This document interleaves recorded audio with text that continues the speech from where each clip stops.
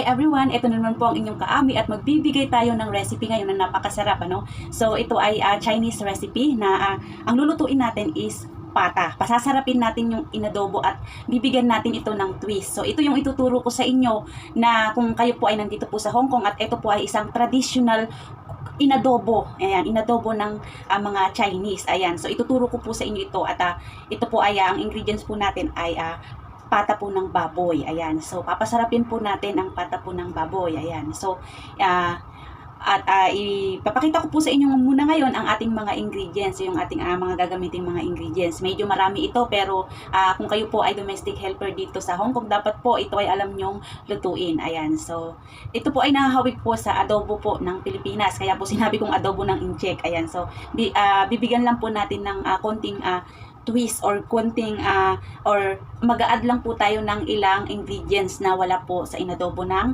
ating bansang Pilipinas. Ayan, o yung sa ating inadobo, ano? So, sana po makatulong itong video ito sa mga katulad kong domestic helper dito sa Hong Kong at ito po ang inyong kaami at magbibigay ng isang napakasarap na reseping adobong pata ng mga incheck. Ayan. So, here we go at ipapakita po natin ang ating mga ingredients. Ayan po. Magsimula na po tayo. Hi everyone, ito po ang inyong kaami at ituturo ko po sa inyo ang paggawa ng traditional inadobong pata ng mga Chinese. So ito po ay para sa mga ka-OFW ko dito sa Hong Kong at yan naman po sa Pilipinas. Kung gusto niyo pong gayahin ay 100% po na napakasarap. Pwedeng pang restaurant, pwedeng pang tinda at pwede po sa mga handaan. Ayan. So ito po ay napaka-espesyal sa mga Chinese. Ito po ay traditional inadobo ng mga Chinese kapag ang kanila pong mga kapamilya ay nanganganak. Ayan, nanganak. Ayan. Pinapakain po nila ito sa kanilang mga pamilya. Ayan. So sa mga gustong matuto dyan, mga kapwa ko ka-OFW kung paano po magluto ng pata, ito na po yung inyong pagkakataon at sa lahat ng mga nag-PM sa aking Facebook page kung paano ko niluto yung aking pinost doon. Ito na po yun. Nagluto na naman po ako dahil favorite na po nila. Napakasarap po kasi. Ayan. So, kumbaga ito po ay inadobo na nilagyan ko lang ng twist. Ayan. So malalaman nyo po ang buong video at ang mga ingredients. Tapusin po natin, Tapusin po natin at subscribe to my YouTube channel. Ayan. At share na rin po sa inyong family para matuto rin sila kung gusto nilang makatikim ng ganitong kasarap na inadobo. Ayan. So kakaiba po ito. Ayan. So Chinese recipe po tayo ngayon pero parang nahahawig din po sa Philippine recipe. Ayan. So ayan po yung ating pata. Pata po ito, pata. Ayan. Ayan. Ayan. Ito po ay yum. Napakasarap, guys. Super sarap. Pata po na may itlog din. Ayan, kung may makikita po kayo dyan, may mani. Ayan, so panoorin na lang po ang buong video para malaman nyo ang lahat ng ingredients na aking inilagay dito. Maraming salamat po at mag-umpisa na po tayong manood at matuto. At ito po ang inyong kaami. Ito yung ating recipe for today at ayan ang ating plating. Ayan, makikita ninyo, napakasarap, Ayan, pakitapos na lamang po ang ating video, Ayan, ang ating inadobong pata ng Chinese, Traditional, nila ito, recipe. Ayan, sana ay magustuhan ninyo at please watch the whole video, guys. Ayan, like and share. Ayan, ito po ang inyong kaami at umpisahan na po natin ang pagtuturo.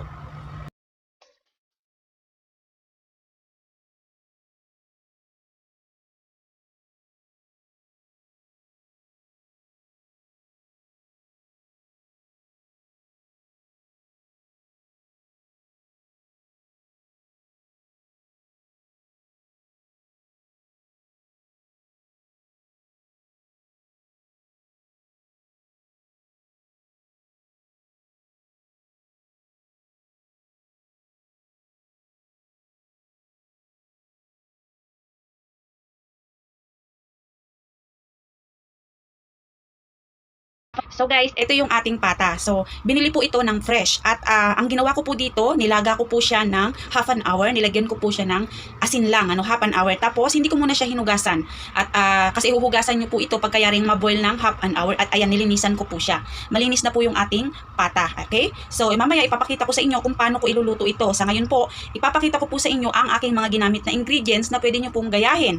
Ayan. So, ang una po ay dapat meron po tayong ito, yung pata ng baboy. Ayan na hiwa-hiwa na at nailaga na. So ayan, nailaga ko po siya ng half an hour. So ayan. So ito na po ang ibang mga ingredients. Meron po tayo ditong lasuna or yung dahon ng onion or onion leaves. Ayan, ito po siya. Meron po tayo ditong star anise. Meron po tayo ditong luya, bawang at meron po tayo ditong peanut or mani. Ito po ay binabad ko pa po ito last night. Kung kayo po ay magbabalak magluto or paglulutuin kayo ng inyong amo, kailangan ibabad nyo na po ang peanut nyo ng gabi, kinagabihan, para po siya ay maging sop-sop po siya. Ayan. So, lilitaw po yung kanyang lasa kapag naibabad nyo po ng gabi. Or kung nakalimutan nyo po magbabad sa umaga po, mga 2 hours, ibabad nyo na po ang inyong mani. Ayan, hugasan ninyo at pagkatapos lagyan nyo po ng mainit na tubig, ibabad nyo po doon. Ayan. So, ayan, meron po tayo ditong itlog na tinusok-tusok ko po ng toothpick para pumasok po yung lasa mamaya sa loob ng ating itlog. Ayan. So, ayan na po. Ayan po yung aking star anise. Ayan. At ito po yung ating, meron po tayong paminta, dark sauce, oyster sauce, salt, at saka po yung kanilang Chinese traditional sugar. Ayan po siya.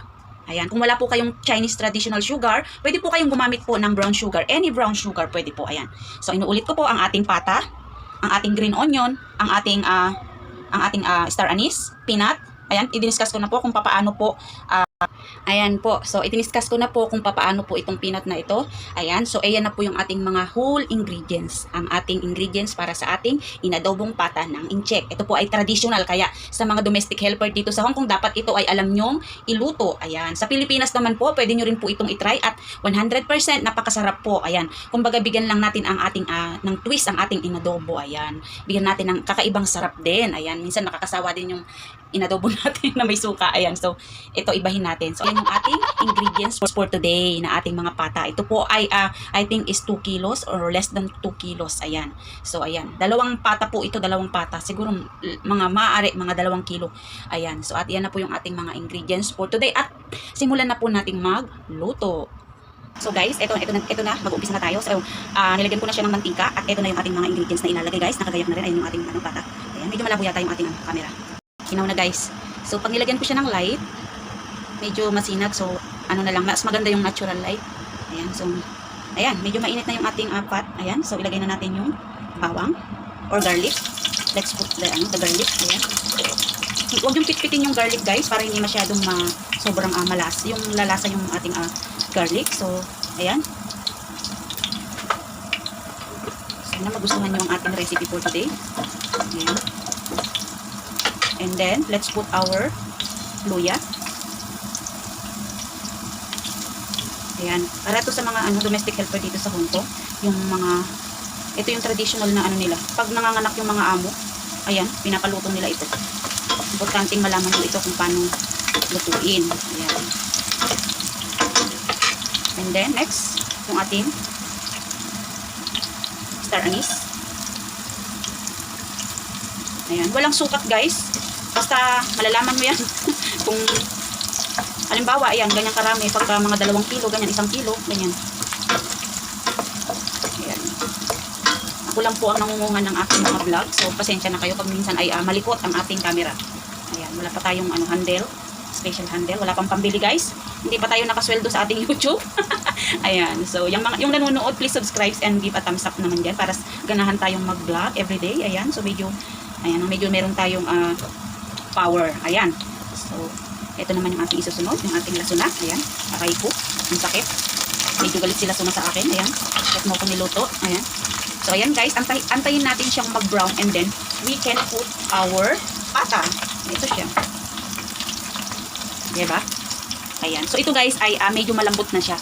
So, ito ay we can cook more than 1 hour is okay or 2 hours. Sabihin na natin 2 hours or less than 2 hours is okay.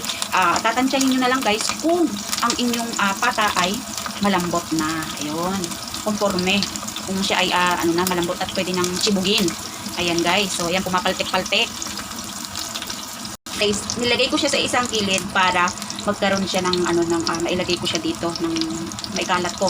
So, unahin natin yung pinakataba ng baboy, yung pata, no? Natin ganyan. Manip kayo ng yung iipit, huwag mong gamitin yung kamay niyo. Kasi ako sanay na ako sa mainit, palaging mainit. Ayan, nalaglag na. Nalaglag na siya. Buhay ka pa ba? Ayan. Buhay pa yung aking pata, hinulundan. Ayan guys, ilagay natin ng siya, yung taba na pipirito para maisampot siyang marusi. Ayan. Ayan. Ulit na siya. Malaban pa. Napakuluan ka na lahat-lahat, lumalaban ka sa akin. Sama ka dyan. Yes. Ay, ko ang sakit, aray. Ayan, kasama na yan sa ating ang trabaho ang napasok. So, kailangan siyang isingit-singit. Ayan. Guys, nagawan ko na ng paraan na isingit-singit ko na siya. So, kung nakikita nyo, kumukulo-kulo siya, no? So, isang punch siya natin mabuti. Antayin natin medyo mag-brown yung balat. Ayan, para lumasa. Ayan. So, inibabaw ko yung mga ingredients natin, yung mga bawang sibuyas, bawang lasuna at saka yung ating star anise para hindi siya masunog. Ayun. Yung hindi nakakaalam kung ano yung sinasabi kong lasuna, yun po yung leaf or dahon ng ating sibuyas. Ayun. Yun yung isa rin nagpapasarap yan. So, ang next natin mamaya is itong peanut. Ayan. Or, masa ngayon, pwede na natin siyang ibudbud. Ayan. Lagay-lagay na natin yan. Huwag muna natin ilagay yung pinakasabaw niya, mamaya na yung sabaw. Yung pinagbabaran. Kasi malinis na yun. Bago ko siya binabad. Dapat bago nyo ibabad yung ating peanut, kailangan linisin nyo na yung ating peanut para yung pinaka niya, kasi nagbibigay lasa din yan. At saka yung mga anemic, kulang sa dugo, ayan. Ito, inumin nyo to. Inumin nyo yan para madagdagan ng mga dugo nyo. Ayan, sa hindi nakakaalam. Ayan, sa mga kulang sa dugo. Ayan, yung pinagbabara ng peanut. Pang dagdag, yan, red vessels. Red vessels pa. Naku, pinagsasasabi ko. Ayan na guys. So, medyo ilakas natin yung apoy at takpan natin for 3 minutes and then haluin na natin siya. Ayan, para tingnan na natin kung ano na siya. Ayan, naaamoy ko yung yung kanyang aroma, yung bangi. Ayan, so takpan na natin siya sa may takip ko. Guys, tinakpan ko siya. So, ayan, putok. So, lagyan natin ngayon ng asukal. Ng asin muna, asin. Ayan. Tapos, ilagay natin yung ating paminta para masambot yung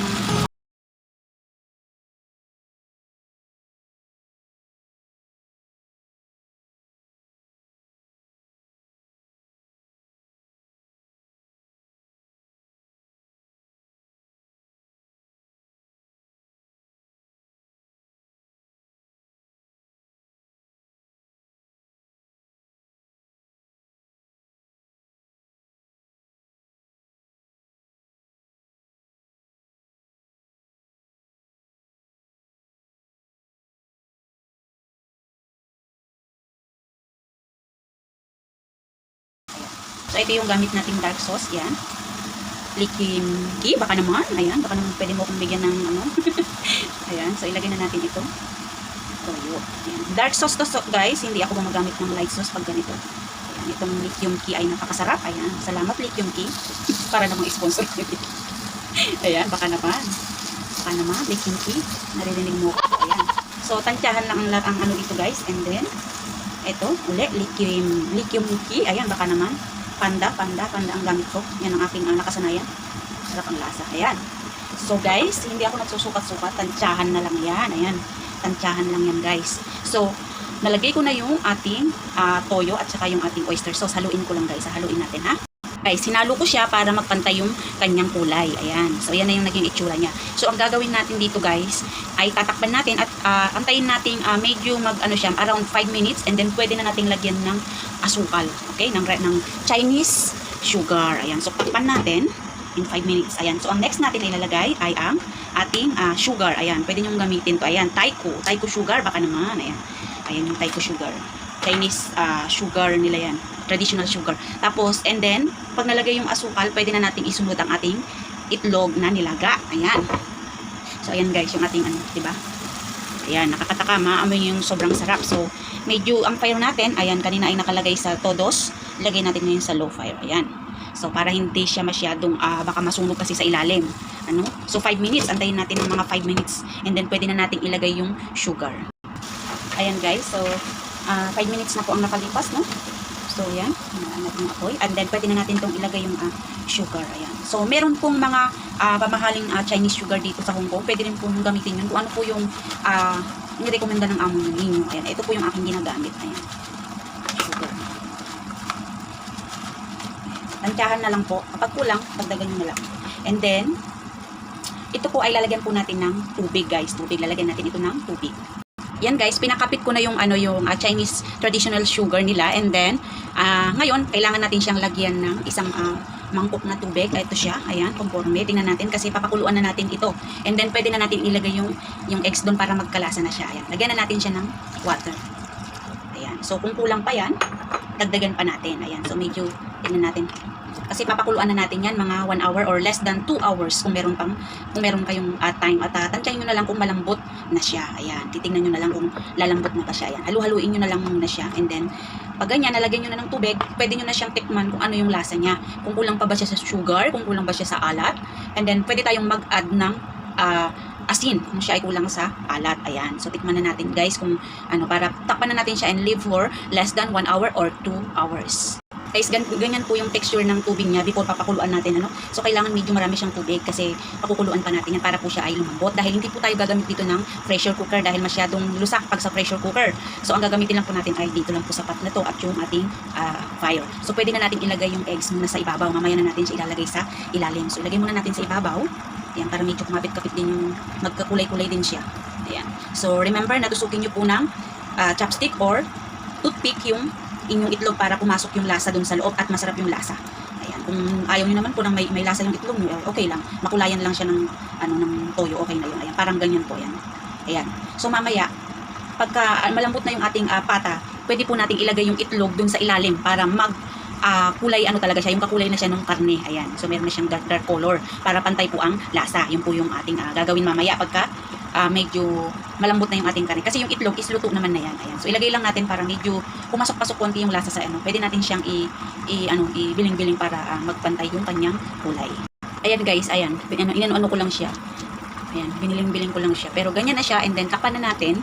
Ayan. So, tinikman ko na siya is, guys, wag masyadong matamis, ano? Wag masyadong matamis. Baka maging super sweet naman na yan. Tantyahin nyo lang po yung pagka-sweet niya. Ayan. Parang inadobo rin sa atin. Alam nyo yung, yung mga pagkain sa kasalan.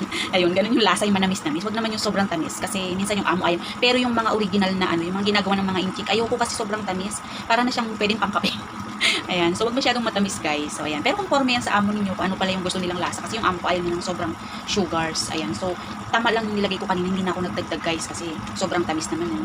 Ayan, so lahat ng sobra bawal. Ayan, parang ano lang yan, yung pagmamahal pag nasobrahan nakakasakal na.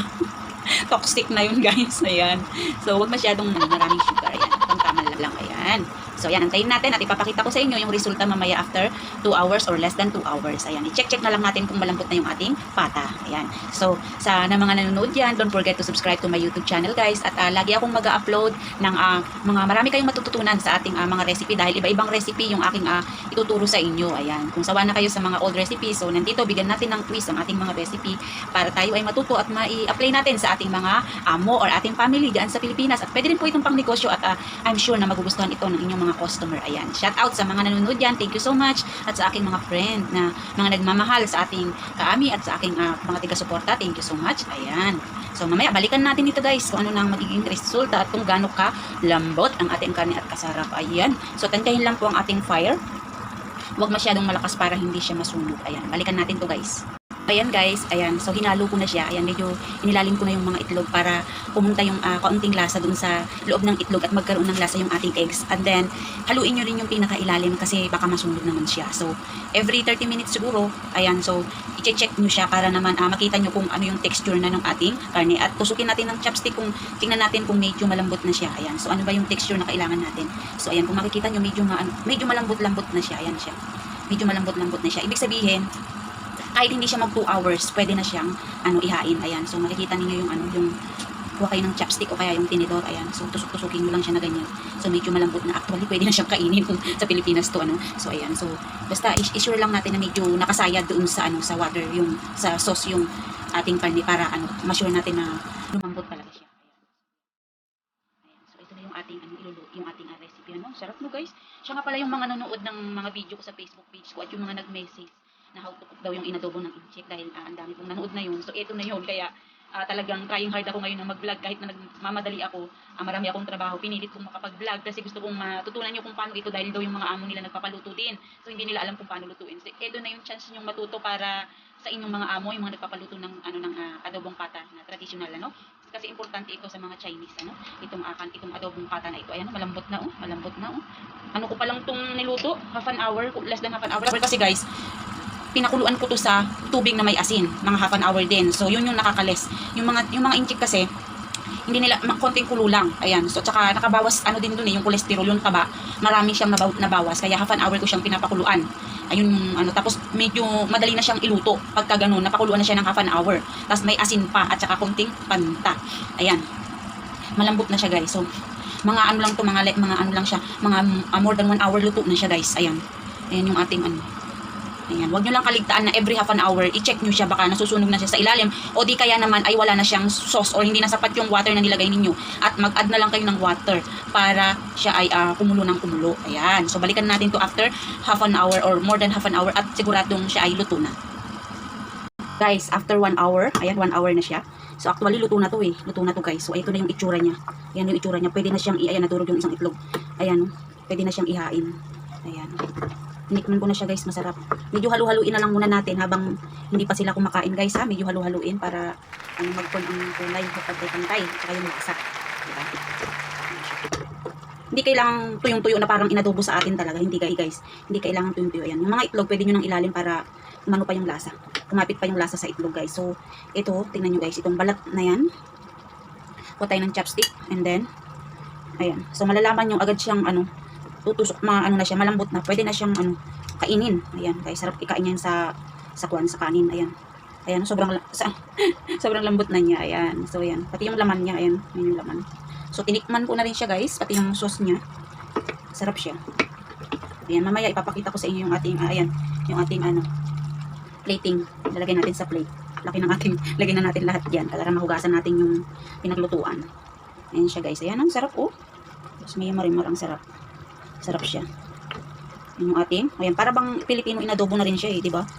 Ayan, ang sarap. Talagang nakakagutom. Ang sarap.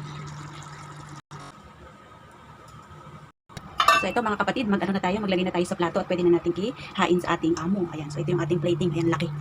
Ayan, tingnan nyo kung anong itsura ng ating inadobong pata ng mga inchik.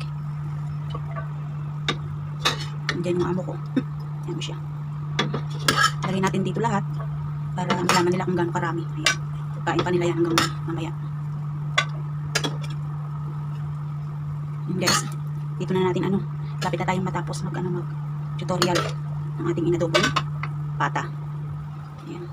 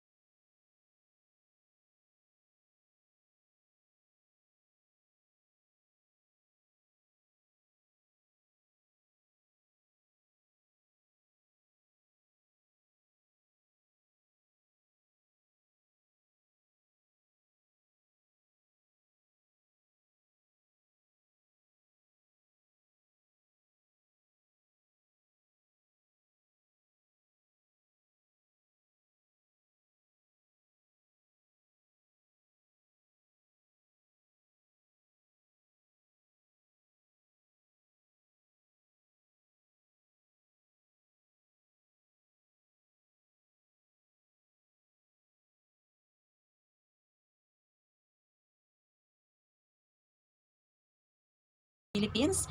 Ayan, at yung kaibigan natin sa iba-iba pang mga bansa, ayan. So, next time ko na lang uli kayo babatiin at gutom na yung aking mga amo. Ayan.